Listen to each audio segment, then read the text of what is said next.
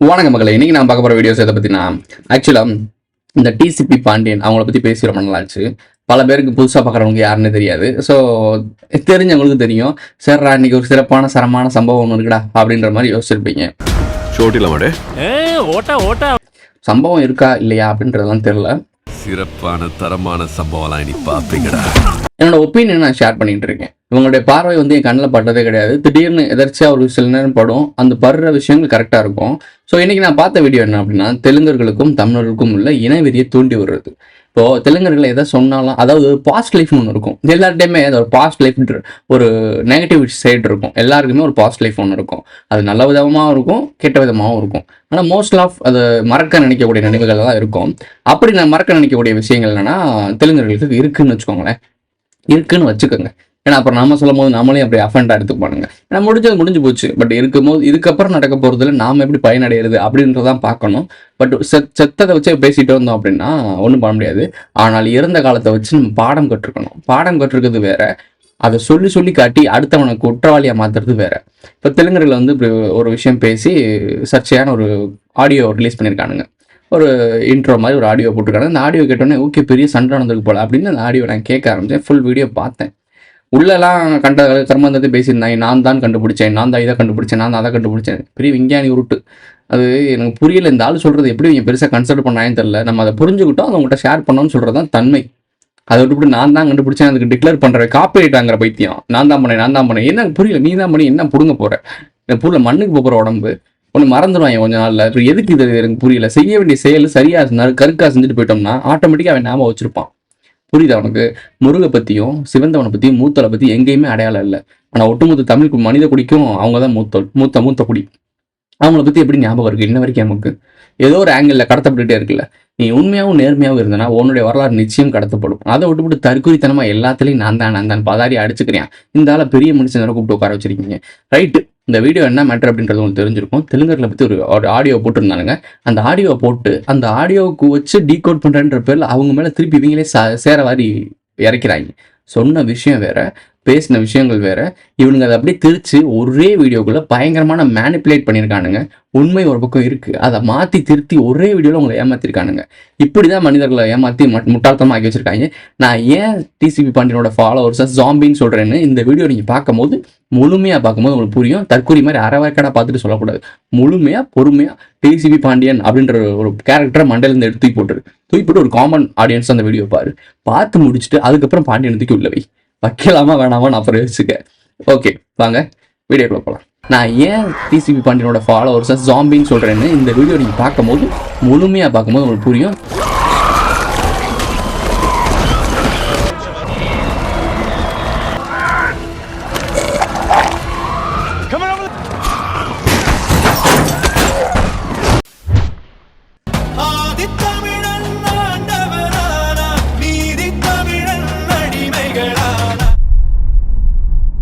இப்படியெல்லாம் பேசுவாங்களா? போற பொம்பளைங்க ஏங்க ஊர்ல எத்தனை பொம்பளைங்க வெளியே போறது, எல்லாமே பொம்பளைங்க வெளியே போறது, அதெல்லாம் வந்து நம்ம மறைஞ்சு இளைமறை காயா போயிட்டு இருக்கிறாங்க. நீங்க வந்து அதை வந்து ஓப்பனா நீங்க வந்து நாயுடு பொம்பளைங்க மட்டும் வெளியே போறாங்க பிடிக்கிறாங்கன்னா என்ன அர்த்தம் இந்த பதில்?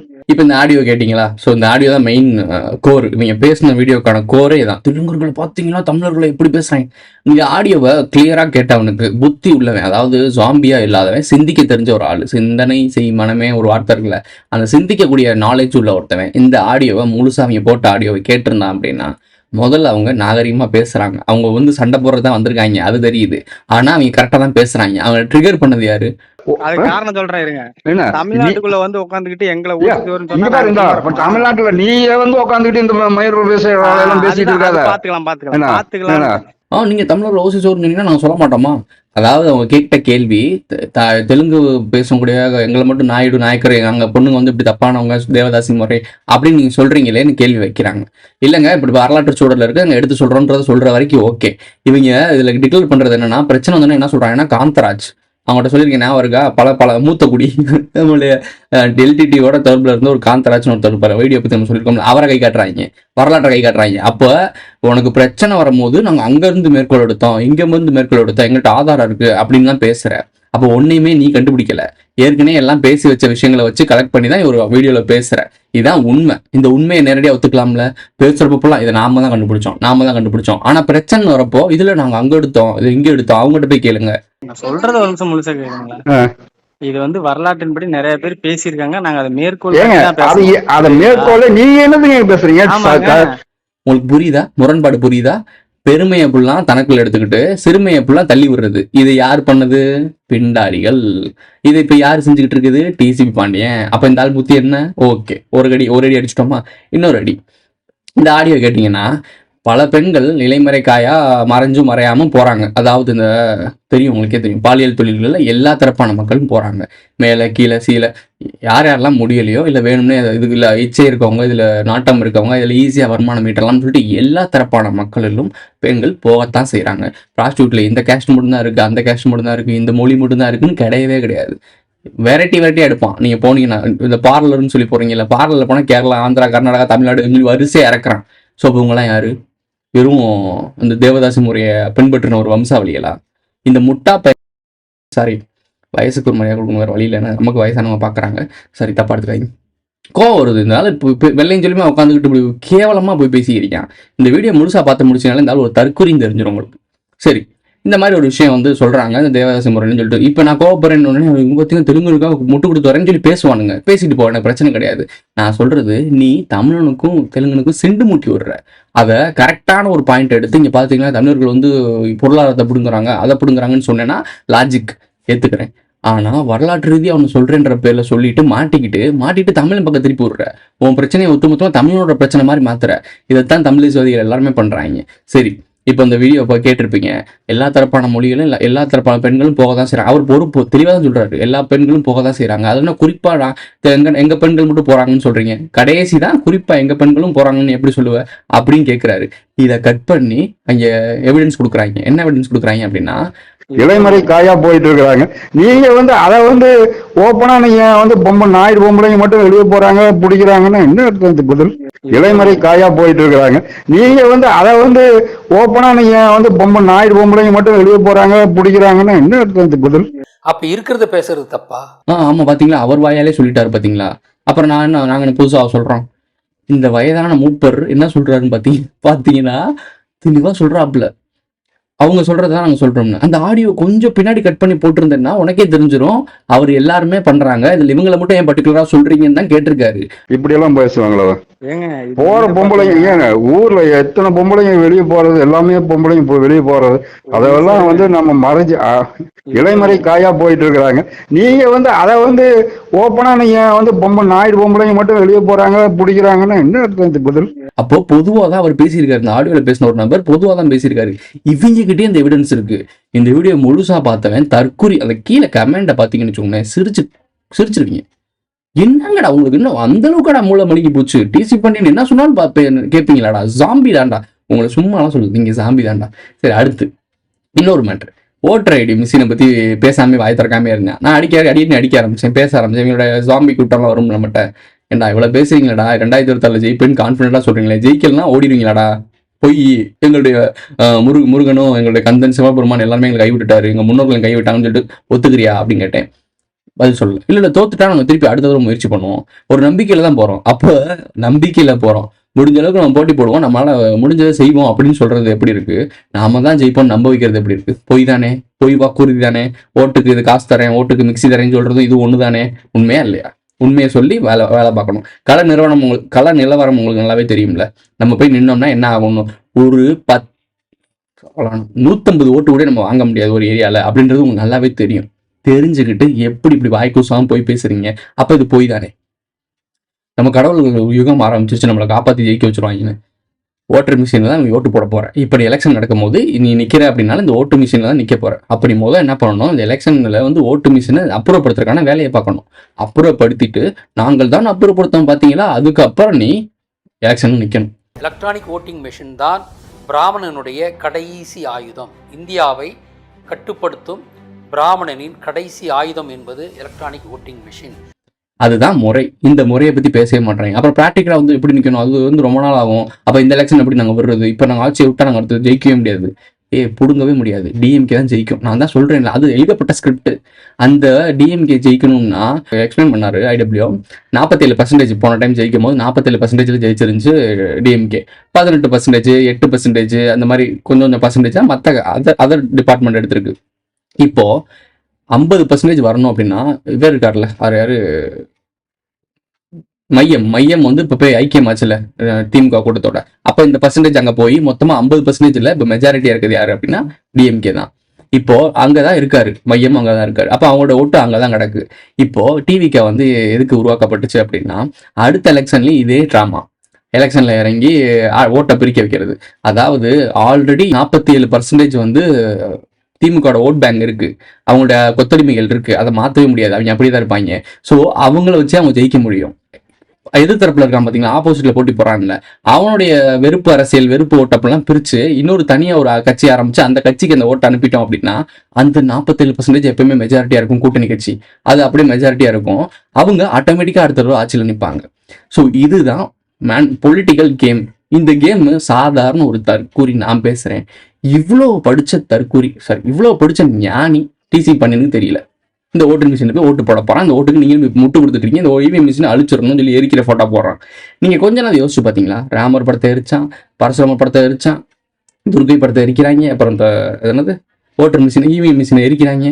ஒரு உருவ பொம்மையில் ஒரு கடவுள் பொம்மையை எரிச்சா அது முன்னொரு மதத்துக்கான அஃபென்ஸ் தானே, அது உங்களுக்கு நம்பிக்கையோ உண்மையோ பொய்யோ, ஆனால் அது எரிச்சா அது அஃபென்ஸ் தானே. ஒரு தலைவரோட புகைப்படத்தை எரிச்சாலே தூக்கி உள்ள வச்சுருவாங்க. இவங்க நார்த் இந்தியா பிரம்மாண்டமாக கொண்டாடக்கூடிய ராமர் படத்தையே எரிக்கிறாங்க. ஆனால் இவங்களுக்கு எதுவுமே நடக்கலைன்றப்போ உங்களுக்கு யோசிக்கவே மாட்டேன் இல்லை, நீ இது அவங்களால உருவாக்கப்பட்ட ஆட்கள் தான். நான் உங்களுக்காக லாயலாக இருக்கேன், பார்த்தீங்களா நான் எப்படிலாம் பண்ணுறேன் பாருங்க, நானும் ஒரு பெரிய ஆள் தான் காட்டிக்கிறதுக்காக இந்த ஆளை ட்ரெயின் பண்ணி விட்டுருக்கானுங்க. இந்த வீடியோ முழுசாக பார்த்தா ஒரு கொஞ்ச நாச்சும் புரிதல் இருக்கணும், கடைசி தெரிஞ்சிருக்கும் இந்த ஆள் ஒரு தற்கூரின்னு. ஏன்னா கடைசி எண்டிங்கில் பார்த்தீங்கன்னா நிறைய இடங்களில் கேமராவில் பார்க்குறான், சைடில் ஏதோ சொல்லி கொடுக்குறாங்க, இல்லை பேப்பரில் வச்சு இப்படி காட்டுறாங்க போல, அடுத்தது இதான் சொல்லணும், அடுத்து இதான் சொல்லணும் காட்டுறாங்க போல. அப்படியே பார்த்து கண்ணை நீ நோட் பண்ணு, இந்த ஆளோட கண்ணை நோட் பண்ணு. கேமரா இங்கே இருக்குது, கேமரா பார்த்து பேசிட்டு போயிடலாம், இல்லை ஒரு நபரை பார்த்து பேசிட்டு போயிடலாம். கண்ணு மட்டும் சைடாக போயிட்டு வரும். எதை பார்க்குற, ஏதோ இன்டியூஷன் வருது, அந்த இன்டியூஷன் சொல்கிறேன். அப்போ உனக்குன்னு சுய புத்தி இல்லை. ஒரு வீடியோவில் கூட உன்னால சுயமாக பேச தெரியாது, தற்கூரி தான் நீ நாட்டுக்கு வந்து ஜெயிச்சிருவியா? எதுக்கு நீ அரசியல் நிற்க மாட்டேன்னு தெரியுதா? நீ ஏன் தலைமை ஏற்க மாட்டேன்னு தெரியுதா? தலைமை ஏற்கா நின்று பேச மாட்டிப்ப. ஸோ பின்னாடி நின்றுப்ப, நீலாம் கூட கும்பிட்டு போடுற ஆளு. சரி, இந்த ஆளை பற்றி இவ்வளோ பேசணும், அவங்க ஜெயிக்க மாட்டாங்க, ஒன்றும் பிடுங்க மாட்டாங்க. என்ன இந்த 7.5 கூட்டி விட்றாங்க, அந்த 7.5 மட்டும் தான் நம்ம தெளிவாக பார்க்க வேண்டியது இருக்குது, வேற ஒன்றும் கிடையாது. அப்புறம் அந்த ஆடியோலேயே இது இலைமறைக்காயா எங்கள் சமூகத்தில் இருந்ததை நீ ஏன் வெளிப்படையாக பேசினு தான் இருந்தாலும் கேட்குறாரு. இலைமறைக்காயா இந்த மாதிரி வேசித்தனம் எங்கள் சமூகம், அவங்க தெலுங்கர் சமூகத்தில் இருந்தது என்பதைத்தான் உங்களே சொல்கிறாங்க. அது ஏன் நீ வெளிச்சம் போட்டு பேசுகிறேன்னு கேட்குறாரு. நீங்கள் நல்லா நோட் பண்ணி பார்த்தீங்கன்னா சொன்ன கான்செப்ட் தெரிஞ்சிருக்கும். முதல் அவர் பேசுனது வந்து இவங்க வாயாலே ஒத்துக்கிட்டாங்கன்னு சொன்னேன்ல, அந்த கான்செப்ட். அந்த ஆடியோவை நான் முன்னாடி போட்ட ஆடியோ கொஞ்சம் ரீவைண்ட் பண்ணி பாருங்கள். அவர் பேசின முழு ஆடியோ கேளுங்க. அவர் பொதுவாக சொல்கிறாரு, பல பெண்கள் வந்து தெரியாமல் பண்ணிக்கிட்டு இருக்காங்க. ஏன்னா இந்த விஷயத்தை யாராவது ஓப்பனாக பண்ண முடியுமா? நான் ஐடி ஊழியராக இருக்கேன், நான் ஒரு யூடியூபராக இருக்கேன், அப்படிலாம் சொல்ல முடியுமா? சொல்லுங்கள், புரியுதா உங்களுக்கு? ஸோ அந்த மாதிரி ஒரு சில விஷயம் இலைமறைமா காய போகிறாங்க. அது எப்படி பர்டிகுலராக எங்களை மட்டும் சொல்லுவாருன்னு தான் கேட்குறாங்க. அந்த ஆடியோலேயே தெளிவாக இருக்குது. அந்த ஆடியோவை பாதி கட் பண்ணி உங்களை ஏமாத்துறான்னா நீங்கள் எந்த அளவுக்கு அறிவு இருக்குன்னு யோசிச்சு பாருங்க. உங்களுடைய அந்த வெறுப்பு, தமிழர்கள் விரோத வெறுப்பு இருக்குல்ல, அந்த வெறுப்பை முதலீடாக போட்டு உங்கள் கண்ணு முன்னாடியே உங்களை ஏமாற்றிட்டு இருக்கான். இவனுங்க ஏமாத்துறது கூட ஒழுங்காக ஏமாற்ற தெரியாத தற்கூரியாக இருக்கும் போது, அப்போ இதை பார்த்து ஏமாறுறீங்கன்னு நீங்கள் எந்த அளவுக்கு தற்கூரியாக இருப்பீங்கன்னு யோசிச்சு பாருங்க. ஜாம்பீஸ், இந்த வேர்டு எதுக்கு யூஸ் பண்ணுறேன்னு புரியுதா? கோவம் வருதான், சிட்டிக்கு கோவம். இந்த மாதிரி இப்போ இந்த ஆடியோ ரிப்பீட்டாக போட்டு காட்டுறாங்க. பார்த்தீங்கன்னா அவர் வாயில ஒத்துக்கிட்டாரு. இதையே தான் எனக்கும் பண்ணாங்க. நான் அவங்ககிட்ட பேசினேன், ஓப்பனாகவே ஒத்துக்கோமே, நான் அவங்ககிட்ட பேசினேன். அவங்க வந்து ஒரு மதுரையில் ஒரு டீம் போட்டாங்க, அந்த டீமுக்குள்ள உள்ள இறங்கினேன், பேசினேன். என்னை 2 டைம் கிக் அவுட் பண்ணி விட்டானுங்க. நான் 2 ஃபேக் ஐடியை வச்சுட்டு உள்ளே போனேன். உள்ளே போய் நான் தான் பேசினேன். என் பேரை வச்சுட்டு போகும்போது உள்ளே விடலை, என்னை வெளியே தூக்கி விட்டாங்க. அப்புறம் இல்லை தெரியாமல் போயிட்டோம், இல்லை தெரியாமல் பண்ணிட்டோம் சொல்லி உழப்புனாங்க. 12 பேர்கிட்ட இருந்தாங்க, நான் ஒருத்தன் தான் இருந்தேன். ஒரு பயிலும் கூட தர்க்கம் பண்ண முடியல. உழப்புறாங்க கடந்து. இவன் பேசும்போது அவன் பேசுகிறேன், அவன் மாற்றி பசப்புறாங்களே தவிர இவங்க யாருமே தர்க்கம் பண்ணலை. கடைசி என்ன சொன்னாங்க, நான் சொன்னேன் எங்கள் தாத்தா யாருன்னு கேட்டாங்க. நான் அவங்ககிட்ட முன்னாடி தெளிவாக சொல்லிட்டேன், ஒரு சில விஷயங்கள் நான் வந்து குடும்பத்துக்குள்ள பிரச்சனைகள் இருக்கனால போய் நேரடியாக பேச முடியாத ஆக்சஸில் இருக்கேன். ஸோ அதனால் நான் பேச முடியாமல் இருக்கேன். நான் பேசிட்டு நான் சொல்கிறேன்னு நான் ஒரு வீடியோலேயே சொல்லியிருப்பேன். ஸோ தெரிஞ்சுக்கலாம். நான் கேட்கும் போது நான் சொல்லிட்டேன், நோண்டி கேட்டானா எங்கள் தாத்தா யாருங்க, தாத்தா ப்ரோ நான் அப்படி ப்ரோ இப்படி ப்ரோ அப்படின்னு நான் உழப்பிக்கிட்டு இருந்தேன். அப்படி உழப்பும் போது அவன் என்ன சொல்கிறான்னா, பார்த்தீங்களா அவன் வாயில ஒத்துக்கிறான். நான் சொன்னேன் ஆமாம் ப்ரோ நாங்கள் தெலுங்கு தான் ப்ரோ, என்ன ப்ரோ பிரச்சனை அப்படின்னு கேட்டோன்னே, பார்த்தீங்களா அவன் வாயில ஒத்துக்கிட்டான் பாருங்க, அவன் தெலுங்குன்னு அதான் அப்படி பேசுகிறான்னு சொல்லிட்டு நான் வெளியே வந்த பிறகு நான் இன்னொரு ஃபேக் ஐடி வரையில அந்த குரூப்ல தான் இருந்தேன். நான் வெளியே வந்த பிறகு அந்த குரூப்ல பேசிக்கிறாங்க. இதை மட்டும் கட் பண்ணிக்குவோம், இது போதும் ஆதாரம், நாளைக்கு 5ஆம் தமிழ் வீடியோ போட்டுருவோம். அந்த சங்கத்தில் இருக்கவங்களுக்கு கொஞ்ச நாச்சும் அறிவு இருக்கு, அவன் போட மாட்டான். தெரியும் எனக்கு ஏன் போட மாட்டான்னு. தற்கூரியா இருந்தா போடுவான். என்கிட்ட மாட்டிக்கிட்டு அவன் முழிப்பான்ல, நான் பிரிச்சிருவேன் மொத்தமா. அவன் வரமாட்டான், என் பக்கமே திரும்பி பார்க்க மாட்டான். செவிடங்க அதில் சங்கூர் மாதிரி போயிடுவான். ஓகே, தெலுங்குன்னு சொல்லி நான் சும்மா சொன்னதுக்கே அதை ஆதாரமா எடுத்துட்டு இவங்க ஆதாரம் சொல்லி பேசிட்டு இருக்காங்கன்னா யோசிச்சுக்கோங்க இவங்களுடைய புரிதல் எப்படி இருக்குன்னு பாருங்க. நாளைக்கு ஒரு ஏலியன் ப்ரோ, நான் வந்து ரெப்டிலியன் இனத்தை சேர்ந்தவன் அப்படின்னு சொன்னா கூட பார்த்தீங்களா இவன் தான் அந்த நாகர் இனத்தை சேர்ந்தவன், அதனாலதான் நாகரை பத்தி பேசுறான்னு சொன்னாலும் சொல்லுவாங்க. இவங்களுக்கு இவ்வளவுதான் அறிவு இருக்கு. அந்த கான்செப்ட் என்ன, அது என்ன கோர் அம்சம், இது எதற்காக சொல்லப்பட்ட வார்த்தை அப்படின்றத புரிஞ்சுக்கிற அளவுக்கு தன்மை இல்லை. இப்படிப்பட்ட ஆட்கள் தான் அவங்க பின்னாடி ஃபாலோ பண்றாங்க. கண்மூடித்தனமா டைஹாட்டா ஃபாலோ பண்றாங்க. விஜய் பின்னாடி போற அனில் குஞ்சுக்கும் இவன் பின்னாடி போற ஜாம்பி கொடுத்துக்கும் என்ன வித்தியாசம்? என்கிட்ட இருக்க ஃபாலோ பண்றாங்களே இவங்களை நீ தனியாக கொண்டு போய் மேனிபுலேட் பண்ணிட்டு பார்ப்போம். மேனிபுலேட் பண்ணி பாரு, தெரிஞ்சிடும். நீ மேனிபுலேட் பண்றேன்றது தெரிஞ்சு சிரிச்சுக்கிட்டு வந்திருப்பாங்க. ஏன்னா ஒரே ஒரு லேயர் தான், அந்த லேயரை தாண்டிக்கிட்டு வந்துட்டாலே போதும், எல்லாமே புரிய ஆரம்பிச்சிடும். முட்டாப்பல் இவங்க வந்துட்டாங்க நம்மகிட்ட பேசுறதுக்கு. இன்னும் நிறைய கான்செப்ட்லாம் இருக்கு, கவனிங்க. இந்த ஆள் பேசின விஷயம்லாம் அவ்வளோ பேசியிருக்காங்க, சூப்பராக பேசியிருக்காங்க. தமிழர்கள் எல்லாம் ஒழுக்கமாக தான் வாழ்ந்திருக்கிறோம். இந்த தமிழ் தேசத்தில் இந்த ஒழுக்கக்கெட்ட செயல்களை செய்தது தெலுங்கரின் ஆட்சி காலத்தில் தான். அந்த ஒழுக்கக்கெட்ட செயல்களில் ஈடுபட்டவர்கள் தெலுங்கர்கள் தான், தமிழர் இதில் ஈடுபடலை. வெறுப்பு அரசியல். இந்த ஆளுக்கு தெலுங்கு மேலாம் வெறுப்புலாம் கிடையாது. இவனே கன்னட உடையா இருந்தானே, கன்னட கூட்டம் தான் இவங்களே. பாரிசாலன் கன்னடானா நீனும் கன்னடா தான்டா, ரைட்டு. இதெல்லாம் ஒரு விஷயம் போயிட்டு இருக்கு. இப்போ என்ன மேட்டர் அப்படின்னா, இது பேசின வார்த்தையில கவனிச்சிங்கன்னா தமிழ் மக்கள்லாம் ஒழுக்கமாக இருந்தாங்களாம், தெலுங்கர்கள் தான் இப்படி கேவலமாக இருந்தாங்களாம். இது ஒரு பர்டிகுலரா ஒரு இனத்தை வந்து இந்த இனத்துல பிறந்துட்டாலே அவன் கேவலமானவன், இப்போ யூத இனத்துல சேர்ந்தாலே அவன் யூதனே எதிரி அப்படின்னு ஆக்கிறான். பாத்தீங்களா, இது எந்த விதத்துல நியாயம்? நம்ம கூட்டத்திலயும் கருணான்னு ஒருத்தர் இருந்தான். இது சிங்களத்துல வந்து இலங்கையில வந்து எல்டிடிக்கு துரோகம் பண்ணது கருணான்னு ஒரு ஆளு, துரோகின்னு சொன்னீங்க. அந்த கருணா என்ன சமூகத்தை சார்ந்தவன்? தமிழன் தானே. அப்போ கருணா மாதிரி எத்தனை கருணாக்கள் இருப்பாங்க, அப்ப இங்கேயும் துரோகிகள் இருக்க தானே செய்வாங்க அப்படின்னு ஒரு பாயிண்ட் இருக்கா? உங்களுக்கு புரியுதா? ஒரு நபர் தப்பு செஞ்சாங்கன்னா, இல்லை ஒரு சமூகம் அந்த அந்த தமிழ் அந்த மொழி பேசக்கூடிய சமூகத்தில் ஒரு குரூப் தப்பு பண்ணுது அப்படின்னா அந்த குரூப்லேயும் நல்லவங்க இருக்க தான் செய்வாங்க, ஒழுக்கமாக இருக்கவங்க இருக்க தான் செய்வாங்க. பொத்தாம்பதும் இந்த ஆள் அட்ரஸ் பண்ணுறான்னா இந்த ஆளுக்கு எவ்வளோ புரிதல் இருக்குன்னு யோசிச்சு பாருங்க. இப்போ பாரிசாலன் உங்கள் உடையார் கூட்டம் தானே, அவள் பாரிசாலன் மட்டும் கன்னடத்துல இருந்து உடையாருன்றனால அவன் வந்து கெட்டவன் அப்படின்னா நீங்களும் உங்க ரெண்டு ஒரே குரூப் தானே. இங்க இருந்து அங்கே கன்னடத்துல போனவங்களும் அவன் கெட்டவன் ஆயிட்டாங்க. அப்போ நீங்க மட்டும் புனிதானா? மொத்தமாக நீங்கள் எல்லாருமே திருட்டு போயில தானே. மைசூர் கூட்டம் தானே நீங்கள் எல்லாருமே. மைசூர் கூட்டம், மைசூரை பற்றி அதிகமாக பேசுறது நீதே மைசூர் கூட்டம் தான். உங்கள் ஆளு தான் மைசூர்லேயே ஆண்டுட்டு இருக்காங்க, அதை வாயை திறக்க மாட்டேற. அப்புறம் அவங்க வேற, நாங்கள் வேற, அப்புறம் பாரிசாலன் வேற, நான் வேற. நீ யார் தானேயா? நீ மட்டும் தனித்துவமான ஒரு ஆளா? ப்ராடு. தன்னை தவிர்த்து மற்ற எல்லாருமே அயோக்கியன்னு சொல்றது யாரு? யூதர்களுடைய வழக்கம். யூதர்கள் என்ன பண்ணுவாங்க, தான் வந்து கடவுளின் பிள்ளை, மற்ற எல்லாருமே அயோக்கியங்க. இதே மாதிரி டிசி பாண்டியன் போய் கேள்வி வைங்களேன், நியாயமான கேள்வி வைங்க, குதர்க்கமான கேள்வி கேளுங்களேன், அதுக்கு நியாயமா பதில் சொல்ல மாட்டான். நீ தெலுங்கு, நீ வந்து நீ மலையாளி, நீ கன்னடன், நீ யூதனோட கைகூலி, நீ பாரிசாலனுடைய அடிமை, நீ கதிரராஜனுடைய கருப்பாடு, இவ்வளவுதான் பேசுவாங்க. என்கிட்ட எத்தனையோ பேர் பேசுறாங்க, எனக்கு நல்லாவே தெரியும். பாரிசாலனோட ஆளு, டிசிபியோட ஆளு, ஒரு பைத்தியக்கார கும்பலோட ஆளுன்னு தெரியும். நான் பதில் சொல்லுவேன். அதுக்கு மேலே நாகரிகம் கருதி லூசு மாதிரி பேசும்போது தான் அகற்றி விடுவேன், எனக்கு கண்டுக்காம போயிடுவேன். ஸோ எனக்கு, நான் ஒரு சின்ன பையன், எனக்கே இந்த அளவுக்கு புரிதல் இருக்குன்னா அந்த ஆள் வயசு எவ்வளோ இருக்கு, இப்போ எவ்வளோ புரிதல் இருக்குன்னு, எவ்வளோ நிதானம் இருக்கும். அந்த ஆள் 2016 நான் ஃபாலோ பண்ணுறேன். அந்த டைமிங்கில் இருந்தாலும் கெட்ட வார்த்தை பேசிய கமெண்ட் போட்டு நான் பார்த்துருக்கேன். அப்போ எனக்கு தெரியாது, அதெல்லாம் ஸ்க்ரீன்ஷாட் எடுத்துக்கணும்னு தெரியாது, பேசியிருக்கேன். அதை அவங்களே ஒத்துக்கிட்டாங்க. அந்த 12 பேர் குரூப்ல நான் பேசினேன்னு சொன்னேன்ல, அவங்களே ஒத்துக்கிறாங்க. ஆமாம், அந்த காலகட்டத்தில் ஐயா வந்து ஒரு தமிழர்கள் மேலே இருக்க வெறுப்பு இப்படி நடக்கிறது வந்து கோவத்தில் பேசியிருப்பாரு. அப்போ அந்த ஐயாவே இப்போதான் பக்குவப்படுறாரு, அதுக்குள்ளே நாட்டு மக்களுக்கு பக்குவப்படுத்த வந்துட்டாப்ல. எல்லாமே முரண்பாடுங்க. இவங்களுக்குள்ள போய் அடிப்படையாக தேடணும்னு வச்சுக்கோங்களேன், எல்லாமே முரண்பாடு. இது அது மட்டுமா? முதலமைச்சர் இருக்கார்ல, ஒரே அணி திரளுவோம்னு சொல்றாரு. அவங்க சொல்றது இந்தியன் கூட்டணின்னு இருக்குல்ல, இந்தியா கூட்டணியில ஒரே அணியில் அணி திரள் தான், யூனியன் ஆஃப் சவுத் இந்தியா பண்றது தான் வேலை பார்க்குறாங்க. சம்பந்தமே இல்லாமல் இந்த ஆள் வந்து எல்லா ஜாதியும் ஒன்று சேர்க்கறன்றாலும் இந்த ஆளுக்கு எதிராக செய்யறாராம். இது நம்ம அணி திரண்டுருவோன்றதுக்கு தான் ஸ்டாலின் அவர்கள் வந்து அது முன்னாலேயே கணிச்சிட்டு ஓரணியில் தளர்வோன்னு அவர் பேச ஆரம்பிச்சிட்டார். அந்த ஓரணியில் தளர்வு என்பது ஸ்டாலின் பேச வேண்டிய பேச்சு அல்ல. உன்னையெல்லாம் நீ ஒண்ணுமே இல்லை, நீ ஒண்ணுமே பண்ண முடியாது. நான் தான் சொல்றேன்ல, இந்த கட்டமைப்புக்குள்ள நீ அரசியல் கட்சி ஆரம்பிச்சு ஒண்ணுமே பிடுங்க முடியாது. நான் அடிச்சு சொல்றேன், ஒண்ணுமே பிடுங்க முடியாது. பாரிசாலன் நீயும் இங்க ஒண்ணுமே பண்ண முடியாது. அதாவது மக்கள் கூட இருந்து மக்களுக்காக நிக்கணும்னு நினைச்சீங்கன்னா ஒண்ணுமே பண்ண முடியாது.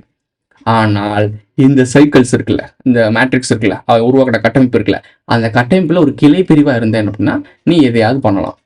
இந்த ஓட்டை பிரிப்பாங்க இல்லை, போன டைம் எப்படி மக்கள் நீதி மையம் வந்து ஓட்டை பிரித்து டிஎம்கே ஜெயிக்க வச்சுல, ஸோ அந்த மாதிரி அதுக்கு வேணால் வேலை பார்க்கலாம். இதுதான் விவரம் புரிஞ்சு யாரும் வந்துடக்கூடாதுன்றக்காக இந்த கட்டமைப்பில் இருக்கக்கூடிய எங்கெங்கெல்லாம் தப்பு இருக்கோ அந்த தப்பெல்லாம் சரி செஞ்சுக்கிட்டு இருக்கான். ஆன்மீகத்துலேயும் தப்பு இருக்குன்றக்காக தான் இந்த மாதிரி கோமாளிஸ் உருவாக்கி வச்சுருக்காங்க. இப்போ நாளைக்கு நாங்கள் வந்துட்டோம்ல, இப்போ எங்கள் விஷயத்தில் வந்து மக்கள் விழிப்புணர்வு அடைஞ்சிடக்கூடாதுன்றக்காக பல கோமாளிஸ் உருவாயிருக்கானுங்க. என் வீடியோஸை என் ஹேஷ்டேக்கை போட்டு என்னோட வீடியோஸ்க்கு சக்ஸஸ் வர மாதிரி நிறைய கோமாளிஸ் உருவாயிருக்காங்க. தற்குறி அட்டு தற்குறி வந்திருக்காங்க. நான் பார்த்துட்டு தான் இருக்கேன், கவனிக்காமலாம் இல்லை, வந்துட்டு தான் இருக்குது, எல்லாம் தெரியும். ஆனால் நம்ம பார்த்த விஷன் கரெக்டாக இருக்குது. நாங்கள் பாட்டு போயிட்டே இருக்கோம், வரவங்க வந்துகிட்டே இருப்பாங்க. நேரமும் காலமும் செருப்பால் அடிக்கும் போது இங்கிட்டு தான் வருவீங்க.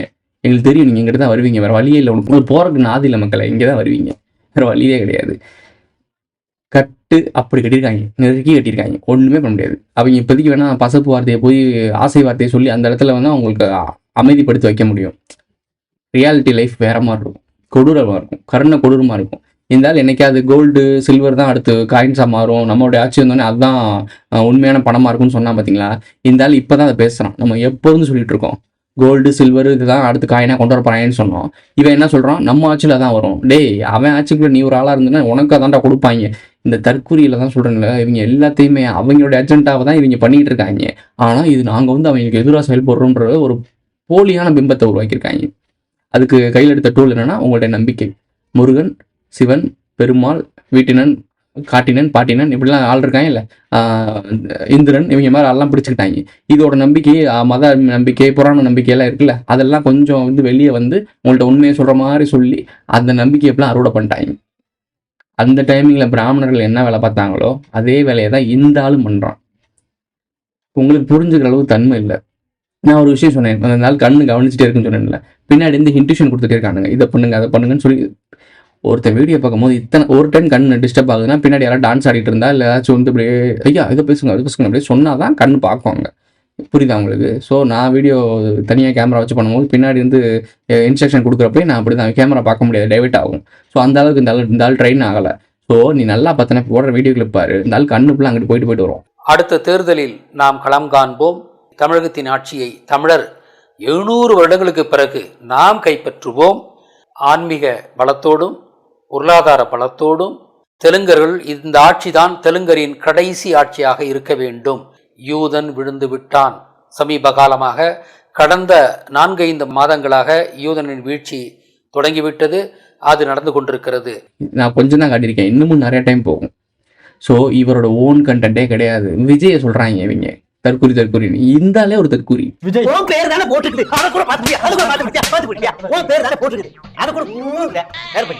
தன்னைத்தானே எவன் ஒருத்தன் பெரிய ஆள் நினைச்சுக்கிறானோ, நினைச்சுக்கிட்டது இல்லாம மக்கள் மத்தியிலும் விதைக்கிறானோ அவன் மிகப்பெரிய தற்குறி. புத்தியே இல்லாத தற்குறின்னு அர்த்தம். இங்க எவனுமே எல்லாத்தையும் கத்துக்கிட்ட ஆளே கிடையாது, இன்க்ளூடிங் மீ. எல்லாமே தெரிஞ்சுக்கிட்டு ஒரு ஆளே இருக்கவே முடியாது. இந்த ஆளும் அது அந்த மாதிரி ஒரு ஆள் தான். ஆனால் தன்னைத்தானே பெரிய சீன் போட்டு கிரியேட் பண்ணுறான்னா உங்கள் மண்டையில் மிளகா அரைக்க போகிறான்னு அர்த்தம். உங்களை மேலே நான் பெரிய ஆளுன்னு காட்டிக்கிறான்னு அர்த்தம். இவ்வளோதான், வேற ஒன்றும் கிடையாது. இதை பாமகவை பற்றி பேச ஆரம்பிச்சிட்டாங்க. அவங்க ரெட்டி சட்டின்ட்டு. இங்கே இருக்க அரசியல் கட்சிக்காரங்க எவனுமே உண்மையான ஆளே கிடையாது. தலைமைக்கு வர எவனுமே உண்மையாக கிடையாது. உன்னையும் சேர்த்து பார்ட்டிசாலையும் சேர்த்தேன். தலைமைக்கு வர யாருமே உண்மையான ஆளே கிடையாது. அது அவெல்லாம் ஆல்ரெடி ஸ்கெட்ச் பண்ணி தான் பண்ணிட்டு இருக்காங்க. நம்ம புதுசாக இப்போ தான் கண்டுபிடிக்கிறாங்க. எல்லாத்தையும் ஒவ்வொன்றா கொஞ்சம் கண்டுபிடிச்சிட்டு இருக்காங்களாம். எதையும் பொத்தாம்போது ஒரு சில இடத்துல சொல்ல முடியாது. நீ சொல்கிற அப்படின்னா நீ அவன் கூட ஏஜெண்டாக இருக்க, அதனால நீ சொல்லுவ. நான் அடிக்கிறதெல்லாம் தலைமை அடிச்சுட்டு இருக்கேன். நீ அவனுக்கு 3வது கட்ட 4வது கட்ட அடிமையாக வேலை பார்க்குறவங்களை போய் கை காட்டிட்டு இருக்க. பார்த்தீங்களா விஜய் இப்படி பண்ணிட்டான், அவர் பார்த்தா அப்படி பண்ணிட்டாரு. இதெல்லாம் மேட்ரே ஒன்றும் கிடையாது. இவங்களுக்கு இன்ஸ்ட்ரக்ஷன் வர அந்த ரகசிய கும்பல், அதுக்கு இன்ஸ்ட்ரக்ஷன் வர கார்பரேட் ஏஜென்ட்ஸ், அதுக்கு மேலே இருக்க தலைமை. நான் அடிச்சுக்கிட்டு இருக்கிறது டீலிங்லாம் வேற லெவலில் டீலிங். எவன் இந்த வேலையை செய்கிறானோ அவங்க கூட டீலிங் பண்ணிட்டு இருக்கோம். இந்த சின்ன பையன் கூட வந்து ஆடிக்கிருக்காங்கிட்ட இருந்து வயசுல மூத்தம் வந்தாலும் சின்ன பையனை தான் பார்த்துட்டு இருக்காப்புல. போங்க, போய் வேற ஏதாவது வேலையை பாருங்க. போயிட்டு ஏதாவது கோயிலில் போய் பூஜை புராணஸ்காரம் பண்ணி இல்லை மடத்தை கடத்தை கட்டிட்டு சன்னியாசம் பண்ணிக்கிறீங்க. சம்பந்தமே இல்லாமல் வந்துட்டு அரசியல் பேசுகிறேன்ற பேரில் மக்களை ஏமாத்தாதீங்க. ரொம்ப நாள் ஏமாற்ற முடியாது, மாட்டிப்பீங்க. இப்போயே மாட்டிட்டீங்க. இப்போ நான் சொன்ன விஷயங்கள் இவங்களை வச்சு ஒரு 50 வீடியோ போட்டிருக்கேன். டிஸ்கிரிப்ஷனில் 50 வீடியோ லிங்கையும் போடுறேன். போய் உட்காந்து பொறுமையாக பாரு. இந்த ஆள் எப்படிப்பட்ட ஆளுன்னு தெரியும் உனக்கு.